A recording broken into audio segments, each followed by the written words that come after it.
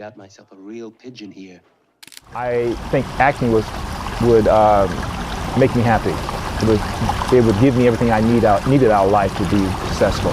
And those things was to make a lot of money, become very popular, and be very influential and motivational to young black kids. I turned down 3 films a year. I turned down $1 million a year because I refused to do what they offer me. Even though they're starring roles, they're lead, but the scripts are so bad, or the image they want me to project as a black male, I won't do it. Enter Jim Dragon Kelly. He stood shoulder to shoulder with Bruce Lee and changed cinema forever, but then Hollywood's first black martial arts icon completely vanished. What really happened to the man known as Black Belt Jones? Do you remember Jim Kelly? He was the man with the proud afro and the lightning-fast kicks who made the whole world take notice in Enter the Dragon. In an era where Hollywood was a playground for white actors and black men were often relegated to roles as criminals or servants, I ain't going in there. It's a fortress. Well, fortress or no, it's top priority. So am I. Jim Kelly shattered the mold. He wasn't just an actor, he was a symbol of strength and black pride. Welcome to the Fame Game, where we dive deep into the legends of the silver screen. Before we uncover the mystery of Jim's disappearance, make sure to subscribe to the channel so you never miss a story of Hollywood's most iconic figures.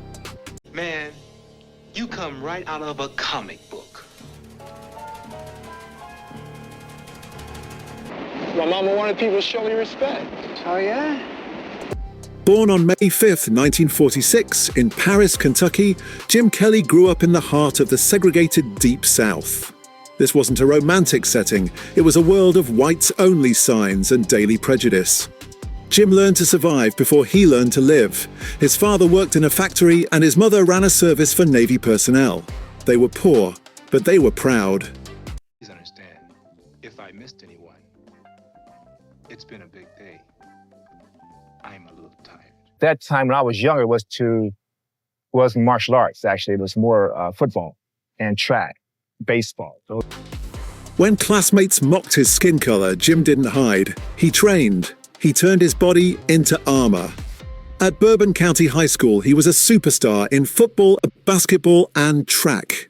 This talent earned him an athletic scholarship to the University of Louisville in the mid-1960s. But the American dream turned into a nightmare when a coach used a racial slur against a black player during practice.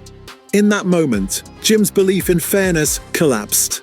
He packed his bags and left that night, realizing he didn't belong in a place that looked down on him for his skin color.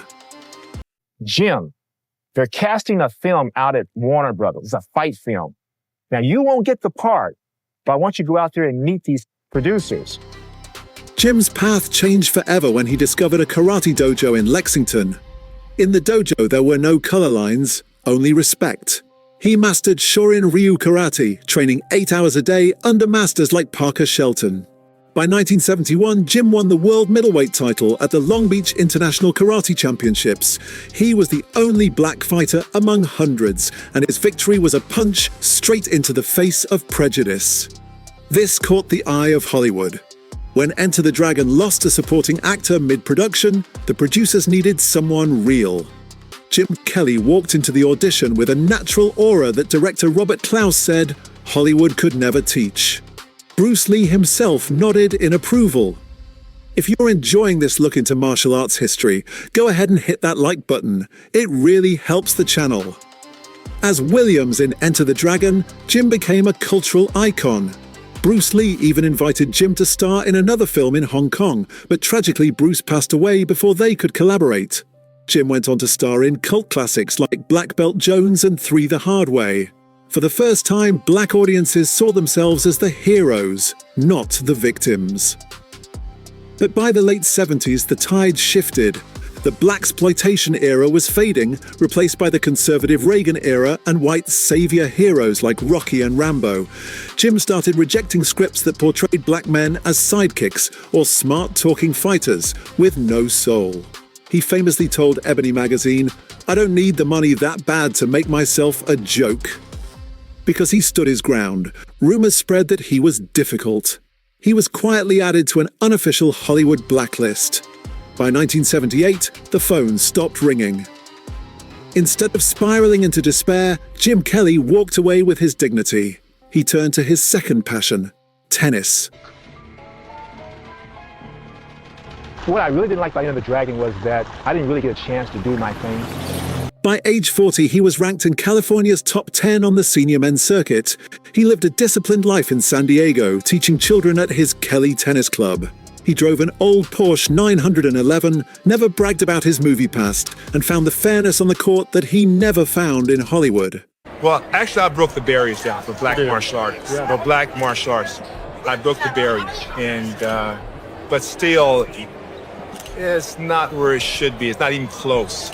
Even in his later years, Jim remained the same, tall, strong, and disciplined. But in the early 2010s, he faced his toughest opponent, cancer. True to his nature, he kept his struggle private. On June 29, 2013, Jim Kelly passed away at age 67, surrounded by his wife of 30 years, Marcia Bentley, and their daughter, Sabrina. Jim Kelly was a man born too soon. In today's world, he'd be a global icon on par with the greats. But his legacy isn't just in his movies, it's in the way he lived, with pride, silence, and unyielding dignity. Jim Kelly didn't need Hollywood to prove his worth. He won the game on his own terms. Thanks for watching The Fame Game. We'll see you in the next story. Bruce Lee, the greatest martial artist to ever live, in my opinion. The greatest martial artist to ever live. And it was just absolutely incredible working with John Saxon and Bruce.